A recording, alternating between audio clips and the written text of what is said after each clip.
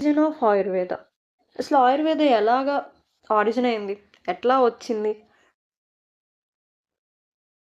అంటే ఇదేంలా ఒక flow chart లెక్కే ఉంటుంది. ఎట్లా అంటే ఈ ఆయుర్వేద నాలెడ్జ్ ఎట్లా ట్రాన్స్ఫర్ అయింది, ఎట్లా ట్రాన్స్ఫర్ అయ్యి ఎర్త్ మీదకి వచ్చింది అనేది ఈ స్టోరీ.